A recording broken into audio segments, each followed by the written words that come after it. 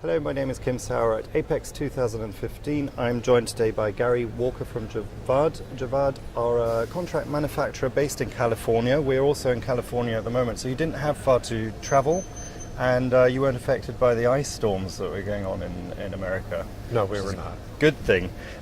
So tell us a little bit about what's going on at JAVAD at the moment. Okay, tell you a little bit about JAVAD. JAVAD is it's an EMS company. We also have as two of our valued customers are our sister companies, and that's really how JAVAD got started. It was based on us trying to find products that we would build ourselves, and we decided to set up an EMS company to build those and then provide the same services to everyone else. So it's a unique company. We do some very challenging technologies. We do everything from products that are launched into space to products that go to the bottom of the ocean. To products that are terrestrial that are here on land. So it's an exciting thing. We started 5 years ago, so we've done a lot in the past 5 years. Yeah. So it's a relatively young company, but in an industry that's very fast moving, I guess you're... Yeah, the EMS side of the business is relatively young. The JAVAD GNSS, which is the OEM side of the business, has been around for a long time. I myself have been in this industry for quite some time, and but it has changed. Things have changed, so it has been an interesting 5 years, especially seeing that we started it in 2009, which by most people's analysis would not be the perfect time to start a business. Well, maybe it was the perfect time, because if you survived that, you can survive anything. We did. We think so. My wife always says, if it doesn't kill you, it makes you stronger. Exactly. And in essence, going through 2009, 2010, we were able to set up and structure the company so that now when things are busier, and we're growing at a different pace, of course, when we were in 2009, 2010, that really laid the foundation for what we do now. Now, you mentioned the markets. You're operating in very high reliability markets, in very complex markets, and really, aerospace, going to the bottom of the ocean, things cannot go wrong. Are you therefore operating in a highly regulated electronics market where you need to be very aware of those regulations, FDA approvals, things like that? We don't have that. We have, so we're AS 9100, so we have our aerospace mill approval. We also have our 1345, so we can do medical devices, and then of course ISO 9001. So we have all of that.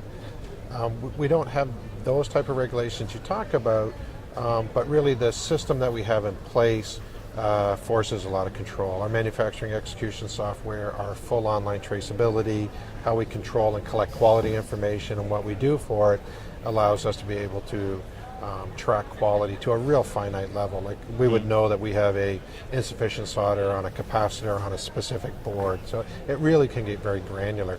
That allows us to build the high quality, high reliability boards, because they're also the type of industry that we're servicing tends to be low to medium volume, high mix. So we're not doing high volume phones or high volume automotive parts. We're doing things that tend to be low to medium volume, more complex, but also have the high reliability.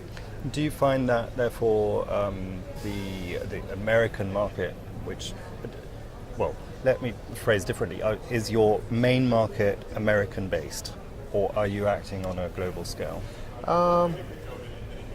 Our main market really is Northern California based, so our primary customers are there. Of course, all their products are shipped worldwide. The one that goes to the bottom of the ocean is used for deep sea oil, so it's the North Sea, down near Brazil, it's used all over. But our primary customers are up in Northern California. Of course, we'd like to expand that. We feel we can.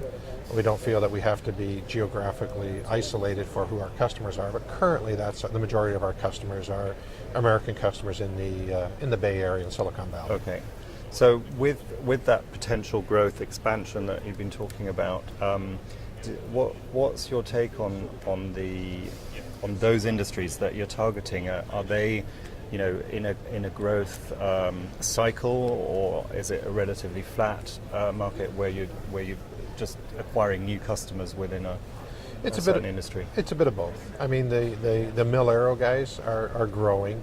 The nice thing with that is that it will always be domestic. We're not competing with Asia for those type of customers. We have to compete with other U.S. companies, which we don't mind doing, but that's really what it is. On the oil, it was growing very fast with the price of oil going down. Now they've taken a bit of a hit with a lot of the capex for the exploration being cut, but they view that as a temporary setback. Once oil starts to go back up, capex will be released, and these people will start doing it again. And then just we're in Silicon Valley. I mean, it tends to be there's something new happening all the time. Wearables are something which is very big now. That's not an area that we focus on because we see those as not having a long-term manufacturing fit in the U.S. They're high volume, they'll go to Asia. But we have other customers who are coming out with some new and exciting products, and so we're continuing to grow with new customers, and our existing customers, their foundation and their base continues to grow as well.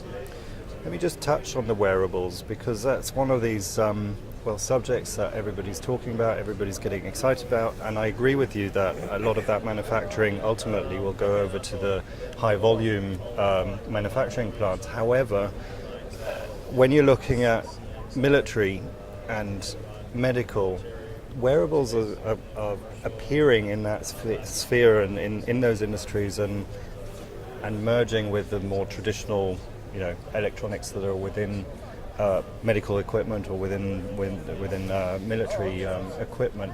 So, is it therefore that you might be certainly involved in that new product introduction stage, in the development stage?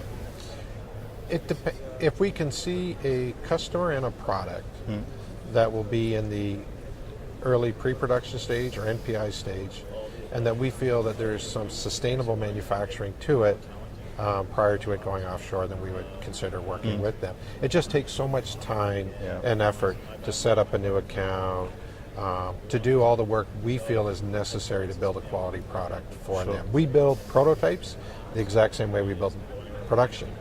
So the same traceability, the same quality standards, all the same automated inspection, automated x-ray, everything that we do for a product we ship out the door in production, we do in prototypes. So 1, 2, 3, 4, 5 pieces will be treated the exact same way. So for us, it's a significant investment up front for customers. So we want to ensure that we have to be building some level of production in order to make that money back. If we're just spinning prototypes all the time, we're not really a company which is set up to do that. We'd rather be all things to a chosen few than trying to be all things to everyone, which really, we're not really structured and set up to provide the level of support and service and quality that we are committed to doing. If a customer comes on board to us, whether it's a $1 million account or a $20 million account, they get the same level of quality and service. Well, excellent. That sounds very good. Lots of opportunities out there to capture. Is. Thank you very much for your time today. Oh, thank you for talking to me. Pleasure. Okay.